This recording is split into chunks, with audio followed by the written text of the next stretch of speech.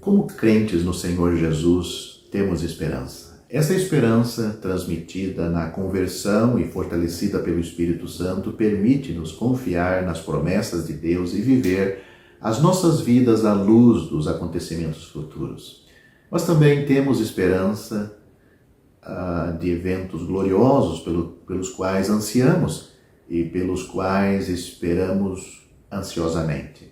Listar essas esperanças é um longo exercício, classificá-las como impossíveis, para não dizer inúteis. Em qualquer discussão sobre a esperança do crente, é provável que o arrebatamento venha rapidamente à mente. Não porque seja a maior ou mais importante de nossas esperanças, mas porque é a mais imediata. Esta é uma característica única deste evento. Não espera o cumprimento de nenhuma profecia, o cumprimento de nenhum marco histórico. O arrebatamento é uma esperança eminente. Pode ocorrer a qualquer momento. O retorno de Cristo aos ares para tirar os seus da terra é uma verdade exclusivamente do Novo Testamento. E de todos os livros do Novo Testamento, é 1 Tessalonicenses que se refere a ele com mais frequência e com mais detalhes. 1 Tessalonicenses, todos os capítulos, apresenta alguma característica deste evento do arrebatamento. É interessante, cada capítulo de 1 Tessalonicenses, Paulo fala sobre este evento. O arrebatamento, de fato, aparece em todos os capítulos desta epístola, mas é o capítulo 4 que mais plenamente revela para nós a rápida sequência de eventos que, coletivamente, denominamos o arrebatamento. Porque o mesmo Senhor descerá do céu com alarido, e com voz de arcanjo, e com a trombeta de Deus, e os que morreram em Cristo ressuscitarão primeiro. Depois nós, os que ficarmos vivos, seremos arrebatados, juntamente com eles nas nuvens, a encontrar o Senhor nos ares, e assim estaremos sempre com o Senhor. Portanto, isso está no capítulo 4, e eu li o versículo 16 e 17. Há 3 assuntos importantes nesses versículos: o Salvador, a convocação e os santos. É preciso notar que o Senhor é mencionado no início e no final desta passagem. Ele mesmo começa quando vem aos ares para chamar e reivindicar os seus, arrebatando-os. Mas se ele é o começo do arrebatamento, ele é também o seu fim. Todo o objetivo do evento é nos reunirmos a ele e assim estaremos sempre com o Senhor. É esta verdade que nos emociona. Às vezes somos culpados de preocupação excessiva com o evento, debatendo o mecanismo, a mecânica do evento. Bom seria que fosse o Salvador e não o evento em si estivesse no centro da nossa expectativa.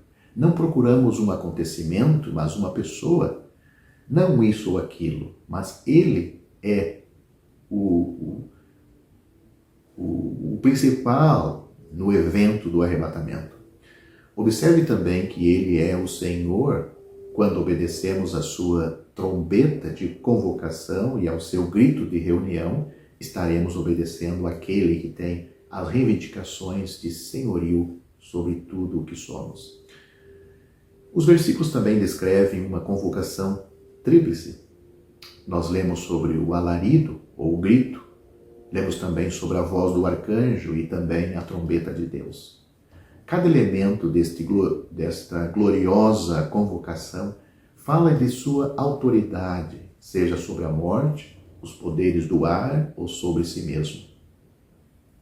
A convocação é irresistível. O caminho é claro e seus santos obedecem. Eles não apenas serão únicos em responder, como também serão únicos em ouvir. A trombeta de convocação do acampamento militar romano era cheio de significado para os legionários, exigindo e recebendo sua obediência imediata. Essa mesma trombeta não tinha sentido para aqueles que não eram alistados, sobre os quais não tinha autoridade. Assim, a convocação que nos arranca da terra para a presença de nosso Senhor será desconsiderada e não ouvida por aqueles que não lhes deve lealdade. Finalmente, os versos falam dos santos. De todas as idades e de todas as partes, eles se reunirão para estar com o Senhor. A autoridade infinita da convocação divina transportará os santos das prisões e das câmaras de tortura. Ele arrancará os crentes de um mundo emaranhado e alcançará as tumbas dos séculos, ressuscitando aqueles que estão mortos em Cristo. A igreja estará unida pela primeira vez, desde Pentecostes.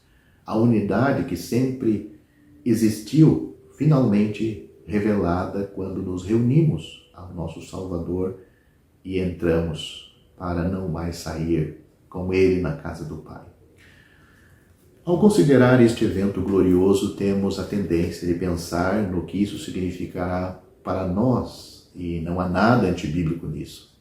Essas esperanças têm a intenção de encorajar e animar o povo de Deus. No entanto, é preciso refletir não apenas sobre o que o arrebatamento significa para nós, mas sobre o que significa para Cristo. Pois, é claro, por mais fervorosamente que desejamos que este evento ocorra, o desejo do Salvador por ele e por nós ainda é maior. Podemos observar com proveito que o arrebatamento é a resposta à oração de Cristo, o cumprimento da promessa de Cristo, a aquisição da compra de Cristo e a antecipação do povo de Cristo.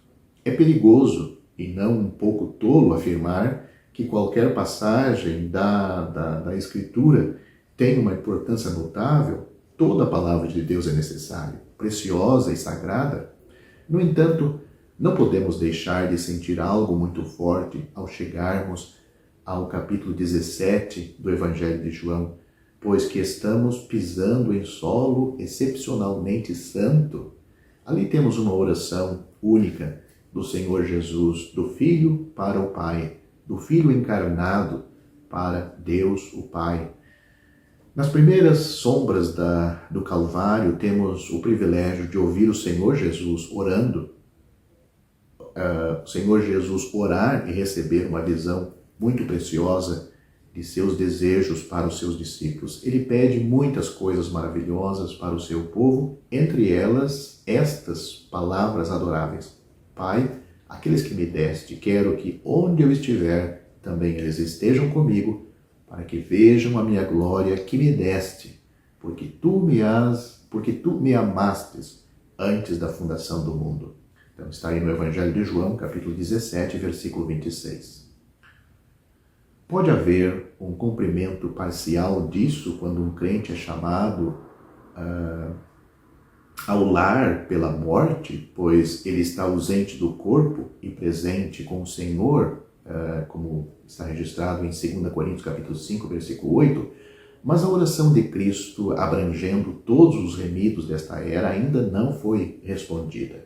Quase 2 milênios se passaram desde que o pedido foi feito.